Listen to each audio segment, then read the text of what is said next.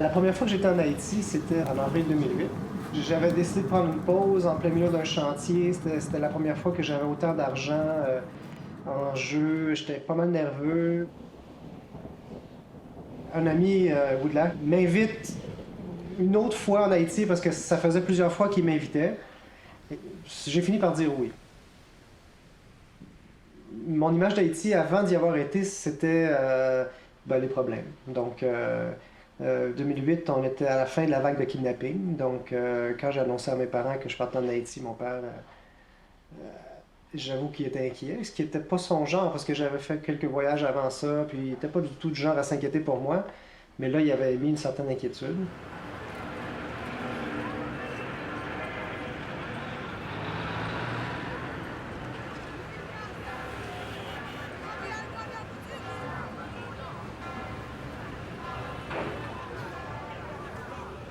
Un de mes amis m'a dit c'est notre Inde à nous autres, tu sais. Dans le sens que c'est comme un autre continent, tu sais, que tu es tout le temps choqué par une pauvreté, une saleté, des odeurs, tout ça, tu sais. Des piles d'ordures dans la rue, les marchés complètement insalubres, du monde partout, tout le temps. Donc en arrivant en Haïti, la porte de l'avion ouvre, c'est sûr, c'est la chaleur, l'humidité. Autour de l'aéroport, c'est l'impression usuelle des pays du tiers-monde. Ce qui m'a beaucoup frappé aussi d'Haïti, et je le mets beaucoup en opposition avec ce que j'ai vécu en République dominicaine. On n'arrête pas de vouloir m'arnaquer en République dominicaine, à vouloir me demander de l'argent. Tout ce qu'ils peuvent tirer du touriste, ils savent qu'il y a beaucoup à tirer. Alors qu'en Haïti, les gens me regardent beaucoup, mais je veux dire, ils n'osent pas s'approcher. Moi, je le voyais comme une espèce de dignité.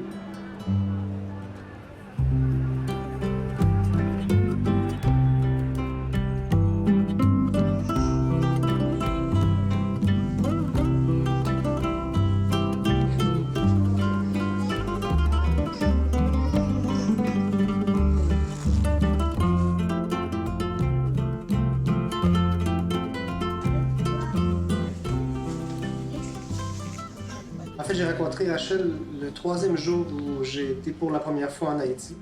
Rachel était une amie de Patricia, qui était une copine de Woodlack.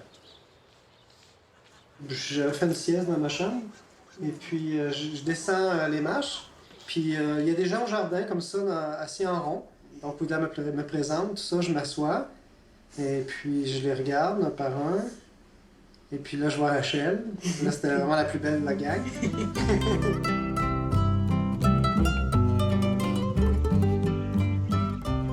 Pas parce qu'il était comme un blanc, comme on dit chez nous, mais c'était un coup de foudre. C'était son sourire, je pense, qui m'avait attirée. Parce qu'il a une petite dent qui fait sa charme.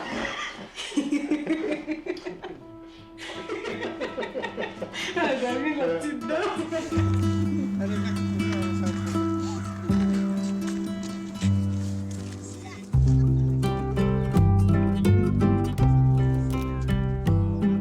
Le surlendemain, on partait en République ensemble pour acheter des vêtements, puis en même temps voyager un peu. Après ça, je suis revenu puis je suis reparti à Montréal parce que j'avais mon billet de retour. Puis il fallait bien que je m'occupe de mes affaires, puis mon chantier, puis tout ça. Puis après, on a continué à s'écrire des emails surtout. Pour moi, je pensais que c'était passager. J'avais pas comme que ça va durer, mais j'avais un peu d'espoir. Moi, je suis comme une fille qui lâche pas trop rapide, là. C'est vrai, là. Non, ça, c'est sûr. Mais à l'aéroport, là, je lui ai dit, est-ce que tu vas revenir? Il m'a dit, qui sait? Peut-être que je vais... Mais moi, c'est parce que je voulais surtout pas lui faire des faux espoirs ou des promesses pas tenues, des choses comme ça, parce que j'avais déjà été dans une relation comme ça. Au début, c'est beau, mais à un moment donné, quand tu veux concrétiser ça, il y a toute l'histoire d'immigration. Puis là, c'est des papiers qui en finissent plus, puis c'est vraiment pas ma tasse de thé, là. Fait que moi, j'essayais de la mettre ses breaks un peu parce que je voulais pas qu'elle se fasse trop d'attente. Puis parce que je savais pas jusqu'à quel point j'étais prête à aller. Mais malgré ça, ça coulait de source, on gardait le contact, on s'envoyait plein d'emails, on s'appelait tout le temps.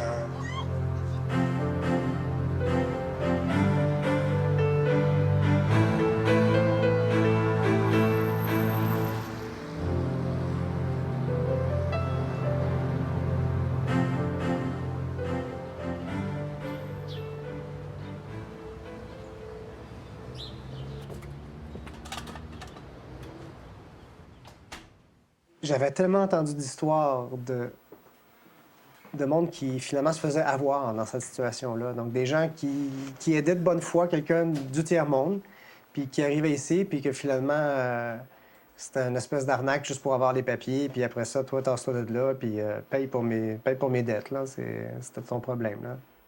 J'avais confiance en Rachel. La personne en qui j'avais pas confiance, je pense que c'était en moi-même.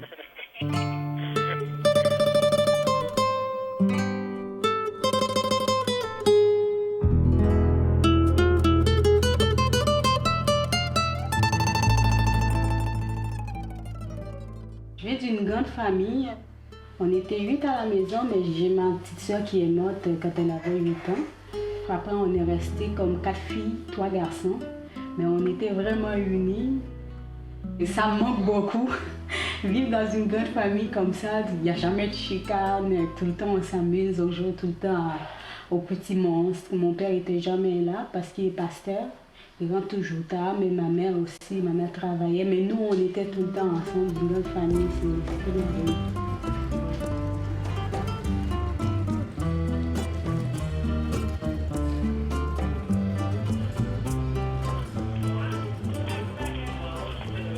Quand je vivais en Haïti, j'étais commerçant. Et j'avais mon fils. J'étais monoparentale. J'avais toute la responsabilité, les collages, donner à manger, les vêtements. C'est la caille, c'est Timon qui a pas de tambour. Mes parents étaient commerçants à marché Tête-Bœuf. Avant, c'était marché Hippolyte. Sur Aristide, avant son premier coup d'État, ils ont passé ça au feu. Ensuite, ma mère et mon père sont transférés à marché Tête-Bœuf. Mais en belle pistaille grillée.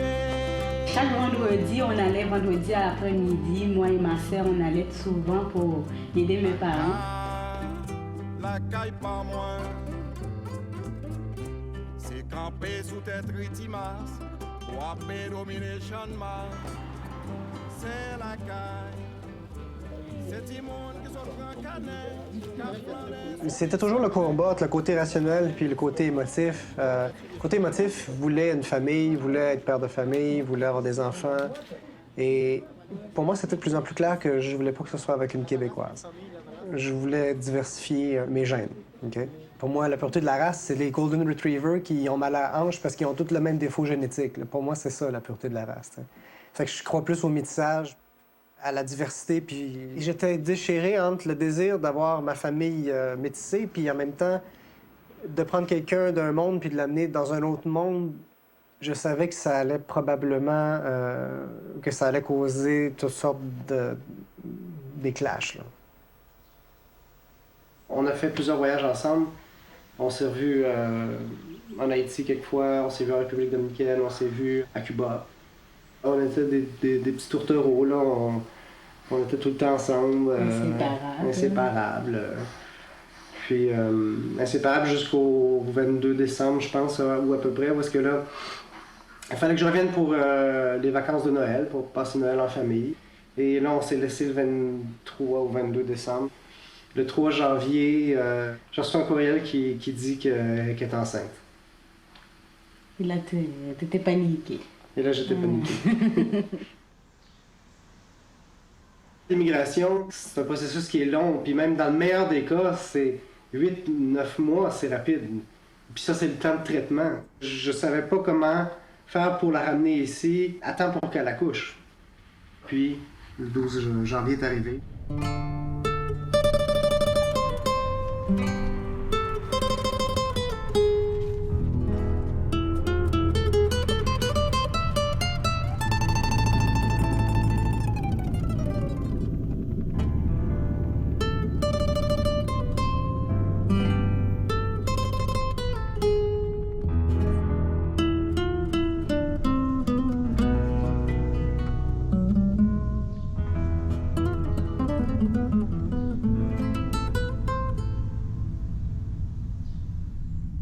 j'étais sur le lit avec ma mère et ma soeur. On était en train de discuter. Il y avait mon frère qui lisait juste à côté. Et là, tout a commencé. C'était comme un grand bruit. Ensuite, les choses commençaient à tomber. On voyait la terre qui bougeait, le sol, le plancher qui bougeait comme une vague. Ensuite, je me suis levée. Ma mère, on s'est coulé. On a fait comme... On s'est mis ensemble. On criait Jésus, Jésus. On attendait. On ne pouvait pas courir, on pouvait... Parce que si on faisait 2 pas en avant, c'est comme si ça bougeait comme une vague, il nous faisait faire comme 3 pas en arrière. Donc, si on avait couru aussi, je pense que les autres maisons vont nous tomber dessus.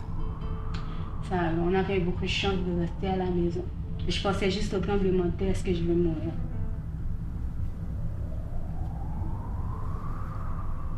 Le secours, c'est comme dans ta tête aussi. Tu n'as pas eu le temps. C'est comme ça secouait tout dans ta tête. Il n'y a rien. Il n'y a pas de place pour penser.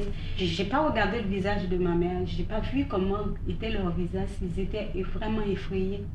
Je ne voyais rien autour de moi. J'étais traumatisée.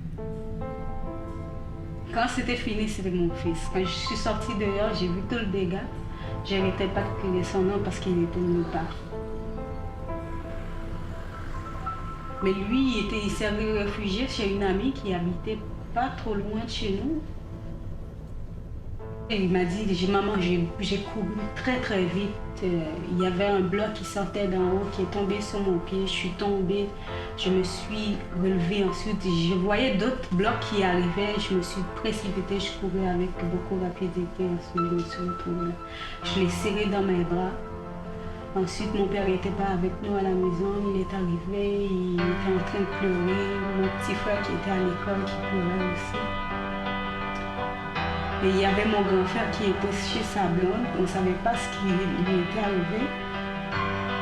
Ma mère n'arrêtait pas de crier. Une fois qu'on l'a vu arriver, on était fous de joie. On l'avait serré dans le bras, mais on ne savait pas si son fils était vivant.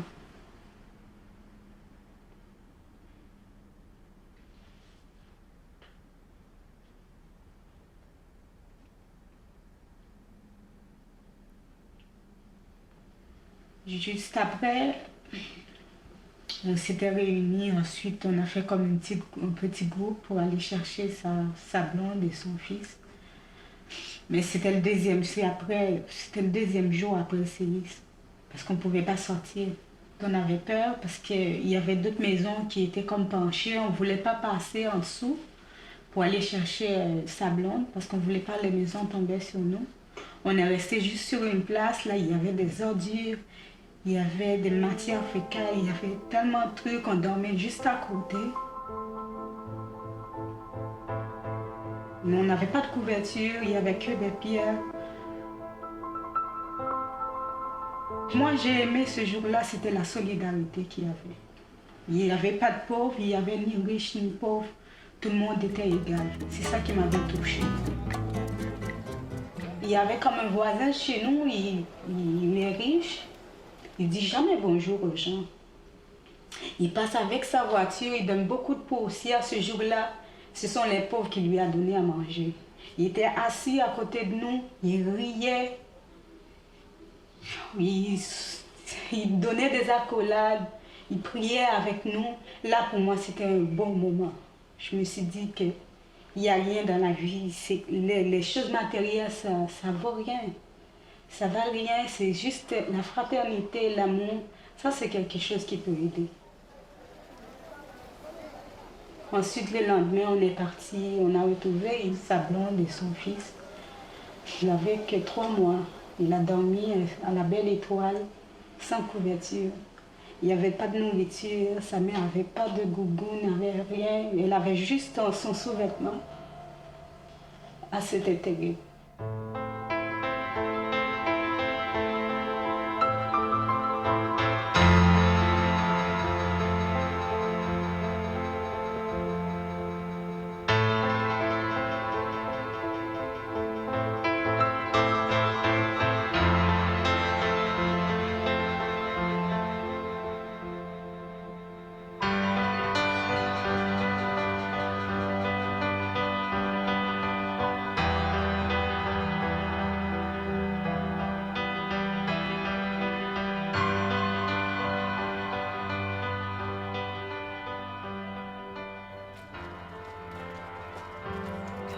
lendemain, j'étais encore traumatisée.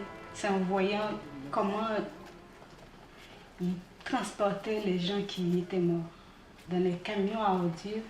Il n'y avait pas trop de place pour mettre d'autres morts. Ils poussaient avec le truc, on voyait d'autres bras qui coupaient, une jambe qui coupait, qui tombait par terre, parce qu'ils voulaient comme pousser ensuite pour mettre d'autres gens là-dedans.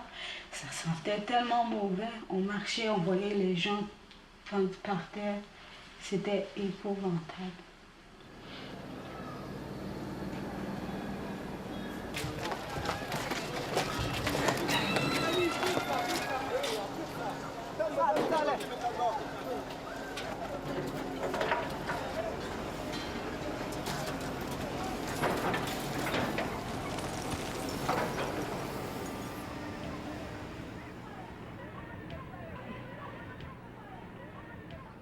C'est quelque chose qu'on n'oubliera jamais, c'est sûr. Moi, pas tout le temps, mais je fais des cauchemars. Des fois, j'entends des cris dans ma tête. Oui, et j'imagine, je dis que j'ai beaucoup de chance que si je suis là aujourd'hui. Et les gens qui sont morts, c'est pas parce qu'ils étaient mauvais, c'est parce que peut-être que c'était leur heure qu'ils étaient arrivés. Mais moi, des fois, je me pose la question, qu'est-ce que j'ai fait pour mériter, pour vivre aujourd'hui?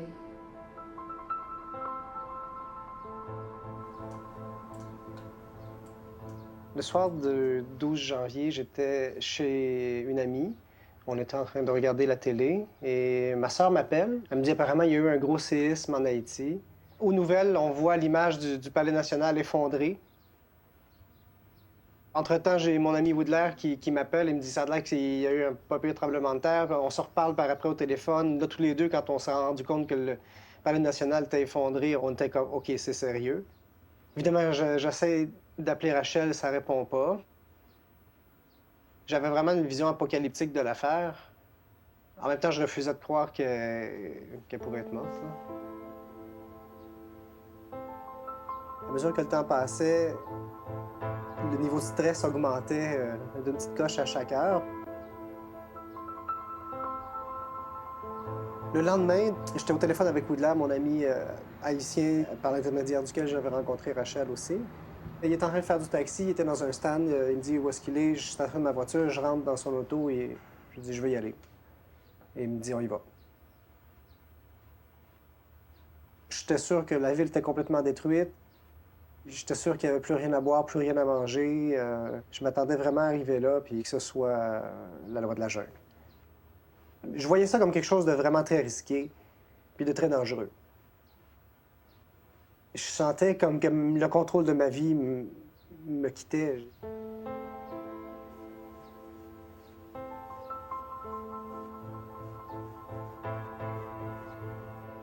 Évidemment, il n'y a plus de vols qui se rendent là, donc il faut se rendre par la République dominicaine. Donc on se demande, mais est-ce qu'ils vont nous laisser passer la frontière? Est-ce que les frontières vont être fermées?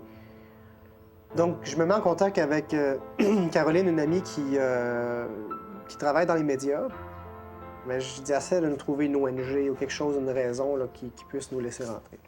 Et finalement, on prend l'avion samedi matin, puis on arrive en République dominicaine. Un coup de téléphone, c'est ma sœur qui m'appelle, et Rachel a appelé ma sœur pour lui dire qu'elle était vivante. Puis Valérie a dit, ma sœur a dit à Rachel, il s'en vient de chercher. Le texto, c'est elle qui me l'a envoyé.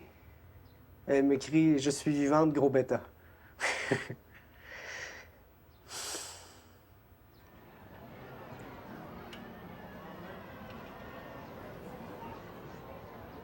Nous, on s'attendait à se rendre jusqu'à la frontière, puis après ça, on était prêts à passer illégalement. On s'est dit, on va prendre des motos pour se rendre jusque dans Port-au-Prince. On imaginait que les routes n'étaient pas praticables parce que les buildings s'étaient effondrés dans les rues. Et ça s'est passé étonnamment bien. L'image que j'avais eue des médias, évidemment, c'était la destruction, le feu, le chaos. Puis la moindre étincelle de désordre civil était filmée avec 8 angles de caméra. Ce qui fait que j'avais encore une fois l'impression que ça allait être le chaos total, etc. Mais en même temps, rationnellement, je me disais, c'était l'impression que j'avais d'Haïti avant même d'y aller. finalement, je veux dire, le monde, ça reste le monde, tu sais. Puis le monde, ça vive, peu importe les circonstances. Puis on dirait que plus le pays est désorganisé, plus le monde a de la classe dans le chaos. Tu sais, il y avait encore une bonne fraction de la ville qui était fonctionnelle. Quand je suis arrivé, l'attitude des gens, c'était... Bon, un autre malheur qui nous tombe sur la tête, mais on a tellement vu d'autres. C'est le quotidien, dans le fond, là, tu sais. Mais ils ont pas peur de la misère. On s'en va tout de suite à l'ambassade, parce qu'on savait qu'il était là. Je suis dans la boîte du pick-up avec 12 autres personnes, là. C'est vraiment assez plein, là. Et puis, on passe devant, et puis à un moment donné, je la vois. Fait que je dis au gars d'arrêter. Je saute en bas du pick-up, puis là, c'est comme un film.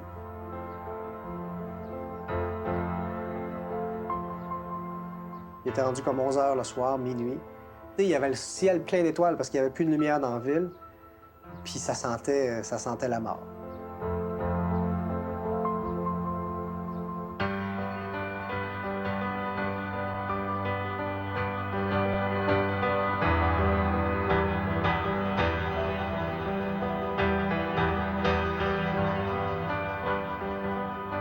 Quand elle a su qu'on avait le visa, elle était super contente.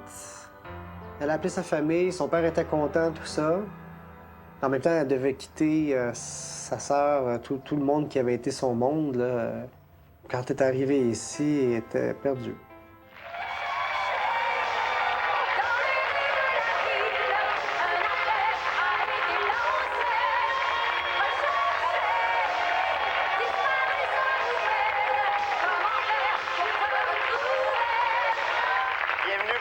Tout le monde en parle. Merci. Merci. Rachel, c'est sa première visite au Québec et il y a quelques jours, elle était dans les décombres. C'était tellement drôle de les voir s'endormir n'importe où dans la maison. Ils faisaient une petite boule, là, ils se couchaient ensemble sur le plancher, dans le salon, sur le fauteuil, dans un lit, l'autre lit. Ils s'endormaient n'importe où, là. T'sais, ils étaient...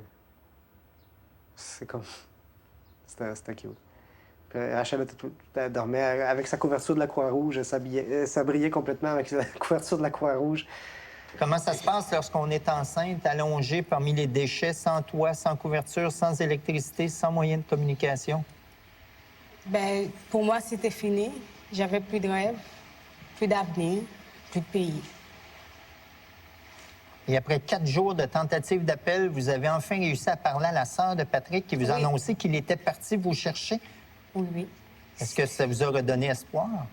Ben oui, mais j'ai arrêté de respirer tout d'un coup. Ensuite, j'ai repris d'espoir. Ouais. Mais j'étais en train de penser que mon enfant, mon bébé va naître dans un pays. J'ai pensé qu'il n'y a pas d'hôpital, pas de médecin, ensuite pas de toit. C'était fini pour moi. Et tout d'un coup, mon sauveur était... Oui.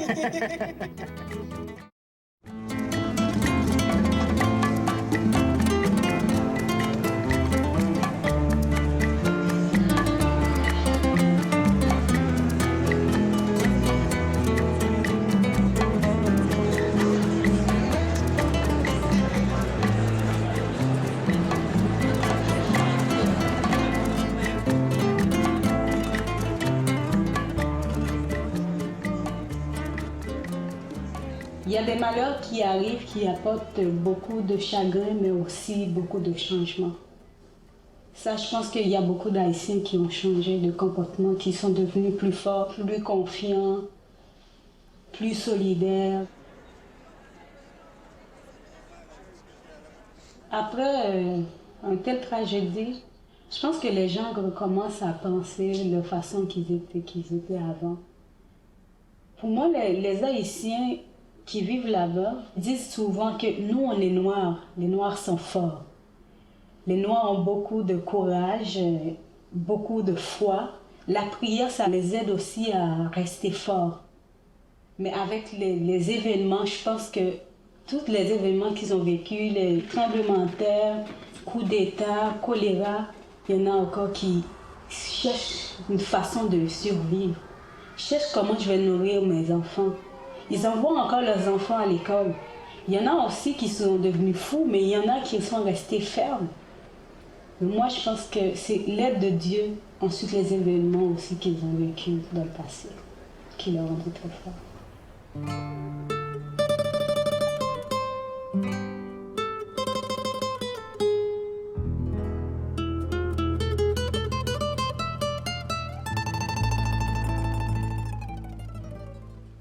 Moi, je suis chrétienne. Alors, pour nous, pour moi et pour les autres chrétiens, oui, c'était de l'émotion. Oui, mais c'est comme pour nous, on dirait, c'était normal parce que on savait. Ça a commencé en Haïti, mais ça va continuer. Et si vous regardez dans la Bible, si vous lisez la Bible, vous allez voir dans Matthieu 24, qu'est-ce que Dieu a dit. Oui, c'était dur à voir, oui, c'était choquant, oui, c'était triste, on ne sait plus quoi dire, mais par après, lorsqu'on s'est assis, on dit, voilà, c'est le commencement. Et finalement, ça a continué en Chili, au Japon, à d'autres places.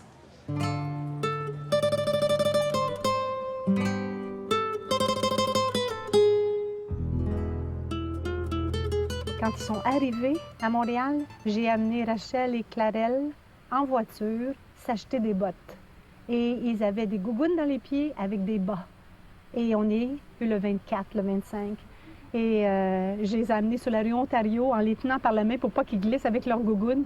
Puis Rachel, dans sa grande fierté de femme, elle voulait des bottes avec des talons, des belles bottes. J'ai dit, oh Rachel, au Québec, là, les petites bottes sexy, là, dans la slush et dans la neige et la gadoue et enceinte, je pense que tu serais mieux avec une botte plus chaude et confortable. Et elle a acquiescé à ça. Et Clarelle riait et sautait avec ses grosses bottes de robot. Il n'avait jamais mis ça dans ses pieds. C'était magnifique. Magnifique.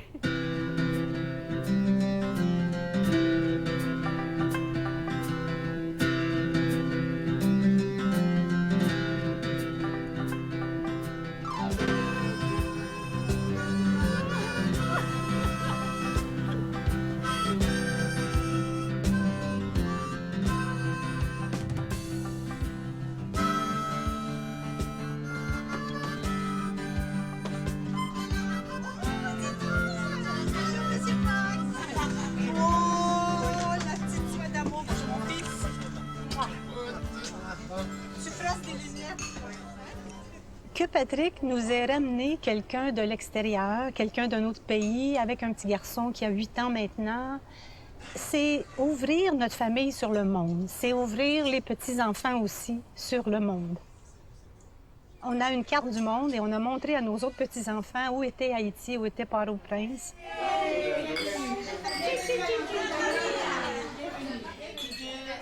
Ça fait lever les yeux comme Québécois et apprécier la chance qu'on a d'être ici et de vivre dans cette facilité par rapport à eux. Et je pense qu'être heureux, c'est... On peut pas régler tous les problèmes du monde. Mais si Patrick a pu régler avec son cœur et l'accueil de notre famille la future vie de sa femme, de son fils, Clarelle, et de la petite fille qui est née ici, Shiran, qui est notre nouvelle petite fille, bien, c'est comme ça qu'on peut changer un petit peu le malheur dans le monde. Parce que Rachel, par son aide, par tout ce qu'elle va apprendre ici et toutes les possibilités qu'on a ici au Québec, elle va pouvoir aider sa famille là-bas.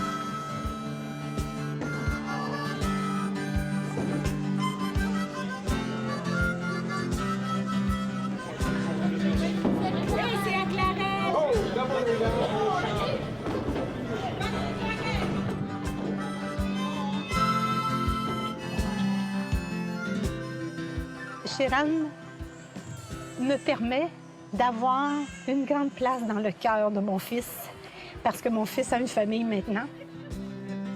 J'ai trouvé mon fils, j'ai trouvé sa famille. Je ne peux pas être plus heureuse que ça. C'est magique.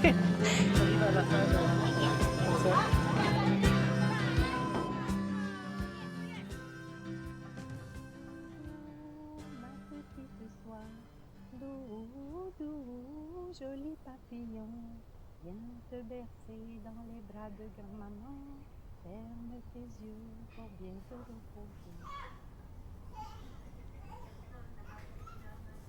L'intégration s'est faite très graduellement. Clarelle est allée dans une école d'immersion. Il a appris à se familiariser avec le français. Maintenant, il est dans une école régulière. Il est en première année. Rachel souhaite chaque jour avoir des nouvelles de l'immigration.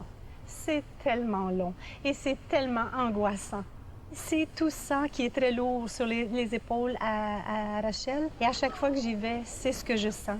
Rachel veut se prendre en main. Rachel a 28 ans. Rachel est pleine d'énergie, mais elle est paralysée par un visa de visiteur. Un visa de visiteur. On visite, madame. On n'étudie pas, on travaille pas, on bouge pas. Et quand on a 28 ans, ça fonctionne pas, ça.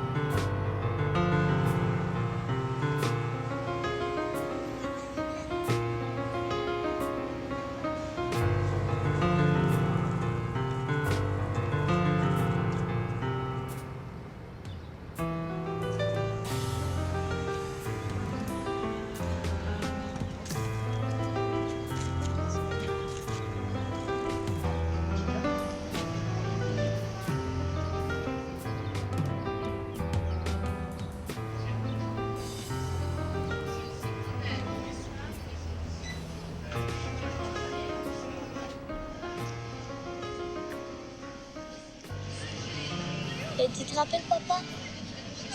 Ça puait, là, on était en genre de gros. Il fallait le mettre parce qu'on sentait le sang. Ah, ça puait.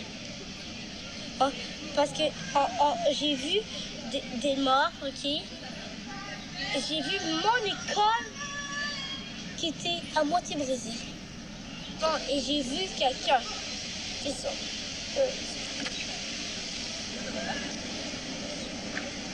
Mort. Il y a un bloc là, qui est tombé sur lui.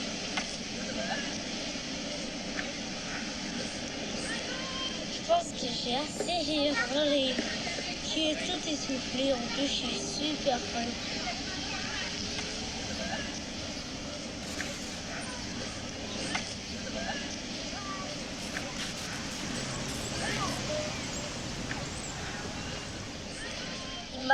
Il m'a appris à savoir c'est quoi les choses.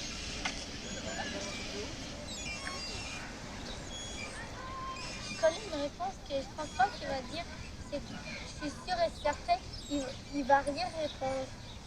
Est-ce que je suis en mer? Est-ce qu'on va avoir on sera un enfant et on va avoir une nouvelle vie? C'est sûr que je suis sûre et certaine.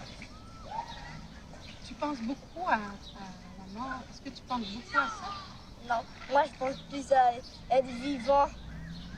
Oui, je sais. Oui, et qu'est-ce que je pense le plus aussi?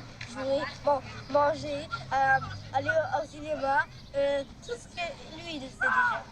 Ah, vraiment pas. C'est ça.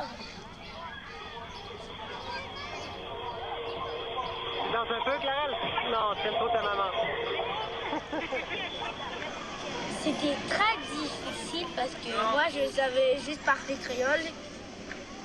Il savait pas ma langue parce qu'il parlait pas comme ma vraie langue.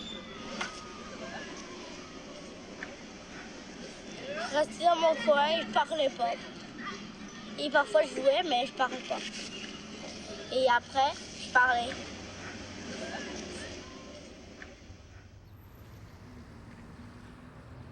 Les premiers mois, ça a été l'enfer, là. Rachel dormait 16 heures par jour. On est au mois de février, mars. C'est les mois les plus occupés pour moi, où est-ce que en 3 mois, je fais la moitié de mon année. Clarel se lève le matin, il se colle le nez dans la fenêtre, il veut aller jouer dehors. En même temps, je veux qu'il aille à l'école, mais ça prend du temps, il faut l'inscrire, c'est long. Ça a été vraiment difficile, cette acclimatation-là, pour moi, parce que je vivais un niveau de stress qui était vraiment à la limite là, de ce que je pouvais prendre. J'étais tout seul avec eux autres, j'étais leur seule ressource. Il y a un moment donné où il y a eu une chicane, puis je pensais bien que ça y était, là, que j'avais tout fait ça pour rien.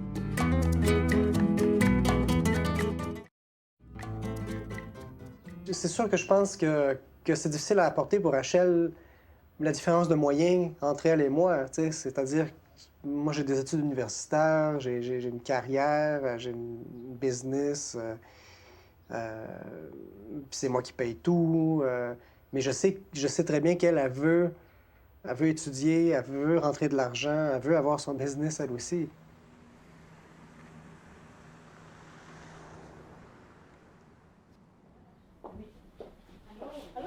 J'étais tellement déprimée, je dormais tout le temps. Ça affectait notre relation. Fait que là, maintenant, j'ai trouvé le boulot. Ben, c'est pas beaucoup, mais c'est comme un bon début. Parce que des fois, quand je voulais envoyer des choses à ma mère ou envoyer de l'argent, j'étais comme tout le temps gênée pour demander à Patrick. Ben, je le faisais quand même parce que j'avais personne d'autre. Je pense que ça a ouvert beaucoup de choses dans notre relation. Ça devient comme un roc, là, ça ne veut pas tomber. Mon seul problème, c'est le foie. À part ça, il n'y a rien avec le... Il faut tout le temps courir, on n'a pas le temps pour s'amuser, pour dîner ensemble, pour déjeuner ensemble, il faut tout le temps courir. En Haïti, la vie est plus lente. En Haïti, je sais qu'il n'y a pas beaucoup de possibilités de travailler. Mais les gens se débrouillent parfait. Je peux dire, ils sont vraiment courageux. Même quand ils n'ont rien, ils cherchent tout le temps des trucs pour survivre. Fait que je dis, il y a de la liberté là-bas, c'est parce qu'ici, on sent qu'on est prisonnier des factures tout le temps. Oui, on est bien, on a tout, mais pourquoi si on gagne l'argent, les gens sont tout le temps stressés? Et cette liberté qu'il y a, ça me manque. Ça me manque. C'est normal qu'elle a un peu de nostalgie. C'est normal qu'elle soit nostalgique de son pays. Parce que même nous autres ici, après 34 ans, après 20 ans, après 30 ans, on a encore un peu de nostalgie de notre pays. Et alors, je pense qu'après, aussitôt qu'elle aura sa résidence permanente, je pense qu'elle va sauter dans l'avion. Et Patrick la comprend.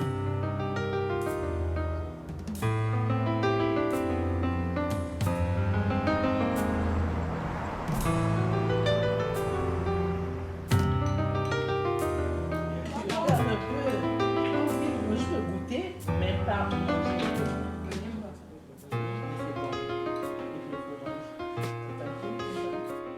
À part de la cuisine, qu'est-ce que tu as aimé jusqu'à présent dans la nourriture québécoise? C'est vrai, on entend toujours que... La lasagne. La lasagne? Oh, j'adore ça. Bon. Moi aussi, j'aime ça. Puis Patrick aime tout. Lui, là, lui, il est haïtien, québécois. Il est plus haïtien, il a juste la peau blanche, mais c'est la...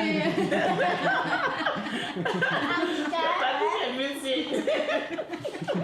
On lui met même. Ben oui, Tu manges tout. Je l'aime bien. Tu manges tout, Bandé.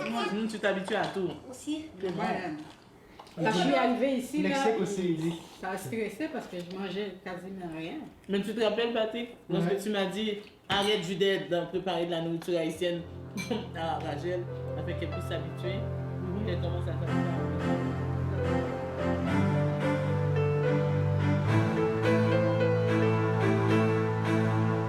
Je suis très fière d'être haïtienne et j'ai hâte de retourner en Haïti. J'ai tellement envie de faire beaucoup de choses pour les Haïtiens, surtout dans mon quartier où j'habitais en Haïti, à Valsélis. Il y a des enfants que j'aimerais bien aider. C'est comme construire une école ou un orphelinat pour les aider à comme aller en avant. L'éducation, ça c'est beaucoup de choses. Ils sont jeunes, c'est l'avenir du pays. Les gens ne travaillent pas, les gens n'ont pas de revenus pour payer les écoles à Port-au-Prince. Moi, ce que je souhaite, c'est, si le gouvernement veut vraiment faire quelque chose, c'est apporter du travail pour les gens.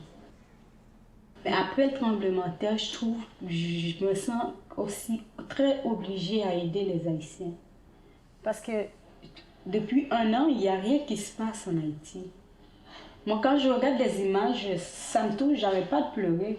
Je dis que je suis ici, quand je pense à mes parents, je dors bien, je mange bien. Eux, ils dorment pas bien, ils sont 10 sous une tente.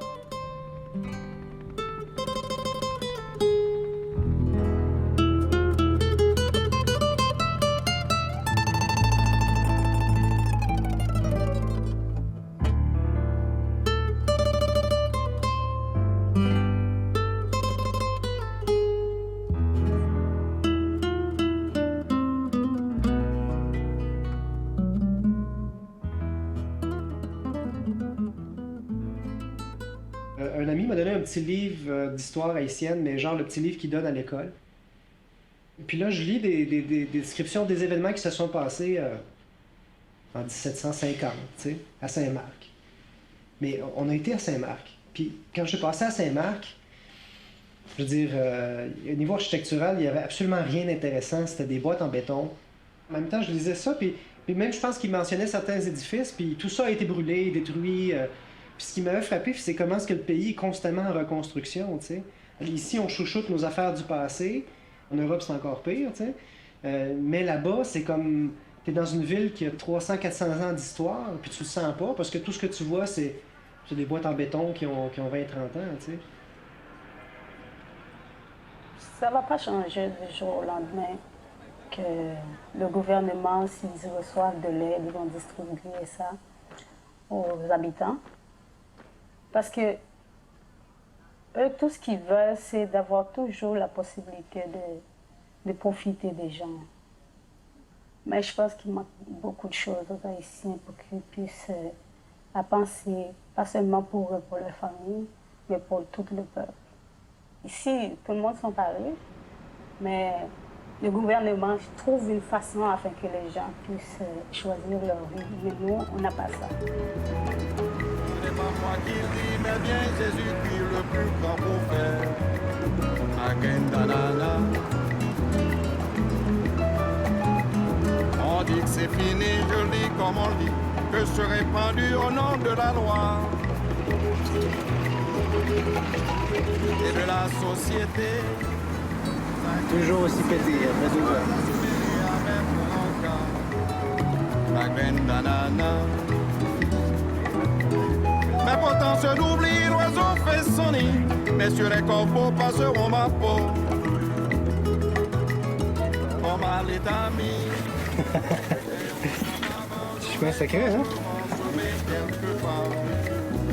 Ma graine d'ananas. Une petite craque ici, pas trop grave. Ensuite, ici, un peu plus grave. Puis là, on a un poteau qui décolle avec un petit motif dans le haut.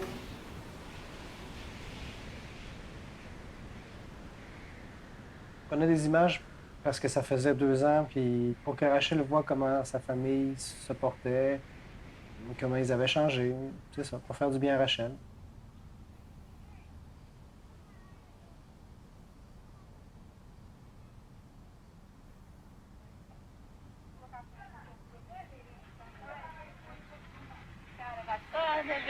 Tu voulais dire aussi quelque chose pour Rachel?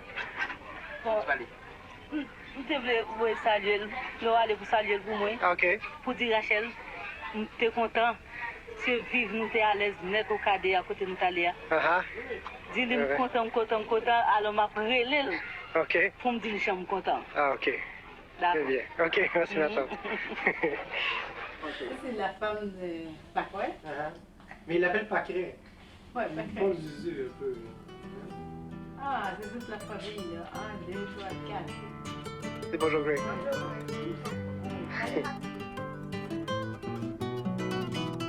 Bonjour, ma base. Bonjour. Bonjour, avec ta main comme ça. Bonjour. Bonjour, Rachel. Bonjour, Rachel. Merci, Rachel. Elle est gênée, là. Souka fait bien, Souka aider, lit tellement belle, propose un geste qui bien, de toute façon c'est bien.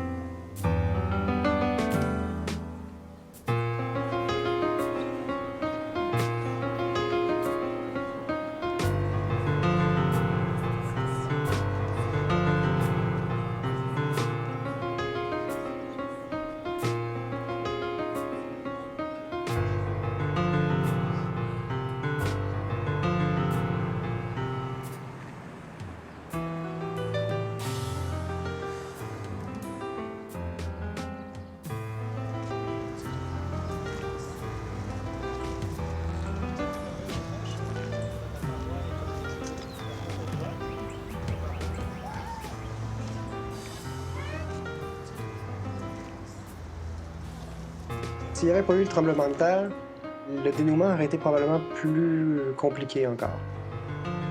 C'est que le tremblement de terre a été salvateur pour notre relation. Ce que j'aimerais que ma fille sache de ses origines, de la façon qu'elle est venue au monde, c'est que ça a été une aventure rocambolesque. Puis j'espère que sa vie va être aussi rocambolesque que son début.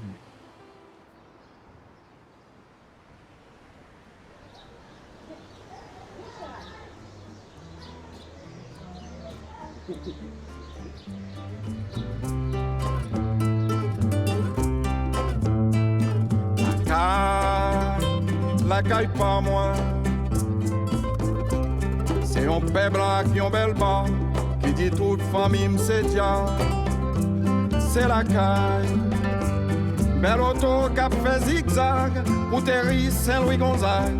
C'est bel mon ak cheve soir, qui pas dit tout le monde bonsoir. C'est Timon yo voyé l'école, oublié par les créoles. Yo voyé yo bien dressé, yo qu'à parler français. La caille.